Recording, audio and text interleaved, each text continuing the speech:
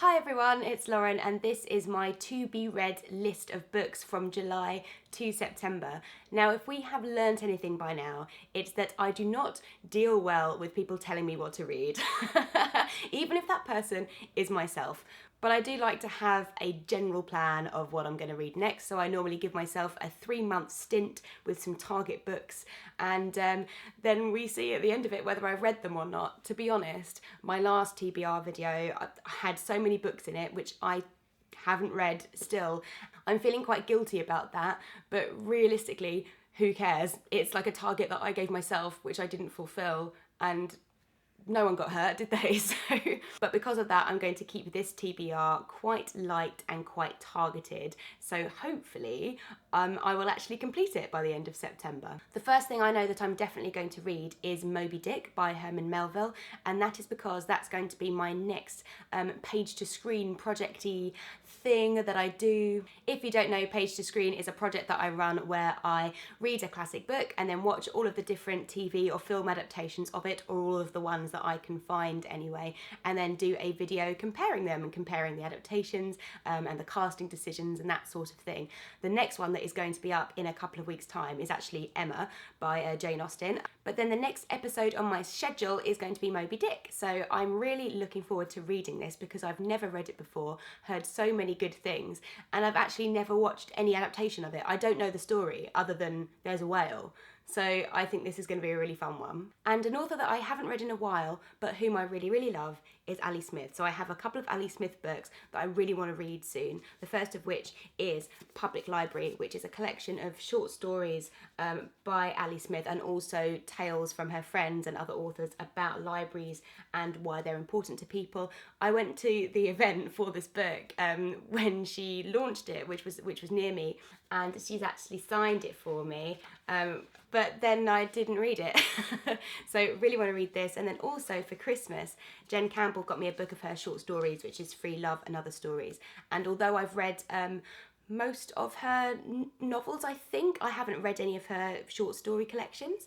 So these are something that I've been wanting to read for ages, and I think that's going to be really enjoyable. Next on the list is Vinegar Girl by Anne Tyler. This is part of the Hogarth Shakespeare series where various authors are reimagining classic Shakespeare plays. This is an adaptation of The Taming of the Shrew. Anne Tyler has written so many novels. I have only read one of them, which is A Spool of Blue Thread, which was nominated for the Man Booker Prize last year and the Bailey's Prize, I think. And I really, really enjoyed that one. So I've been wanting to read more of her work anyway, and I love the idea for this Shakespeare project. And so putting her together with The Taming of the Shrew, I think will be really great. So I'm looking forward to that. And then switching it around from authors whose previous work I have enjoyed and want to read more of, I've got a couple of authors whose books I didn't enjoy that much, but I want to give them another go. And the first one is Kazuo Ishiguro, and I read Never Let Me Go years ago and just hated it. I do not like that book at all. I think it's really bad. I know lots of people love it. But when that happens, I always think, is it the author or is it just me? Do I need to give them another shot? And The Remains of the Day is so many people's favourite book. It's the story of a butler from an old English country house, a kind of Downton Abbey-esque place, I think. And I think it's about his past. He's old and he's looking back on his life. I think that's all I know about it.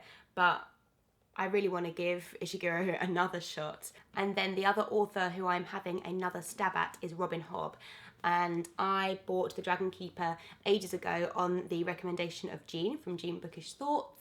But when I bought it, I had loads of people say to me, oh, you need to start the series right from the beginning, because otherwise, if you start this trilogy, you're going to ruin all the previous trilogies. So I thought, okay, read The Assassin's Apprentice? I can't remember. Anyway, the first one. And it was all right. Like, I didn't love it. I didn't think the world building was that good, but it was okay. It was a nice read. And then after that, I had some people tell me, oh, the first couple of trilogies aren't that good. You need to stick with it and it gets better later in the series. Now, I don't subscribe to that. If I have to read 5 books before something gets good, then no, that's not good. That's not fair on me as a reader, I don't think. But because each of the trilogies, although they spoil each other, I think, and they do link up, they can be read standalone.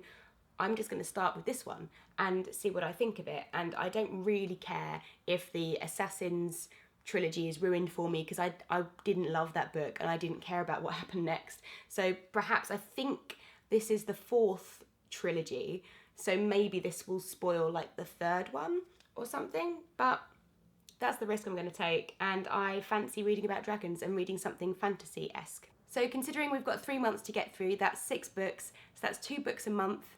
So I think that's doable. I don't feel like that's going to be too stringent a TBR that I'm going to rally against. But let's see. Hopefully this is going to work for me a little bit better in the future. I would love to hear from you if you've read any of these books before, and if there's any that you really recommend that I read first. If you're new, you can subscribe for more videos by clicking the red subscribe button just underneath this video on the left-hand side, and I will see you next time. Bye! So on to the book that I actually finished in the second half of June, which was The Museum of You by Caris Bray. Now, I read Caris Bray's book of short stories, Sweet Home, a few months ago, I think, and I absolutely loved it. It's a group of short stories which are tied together.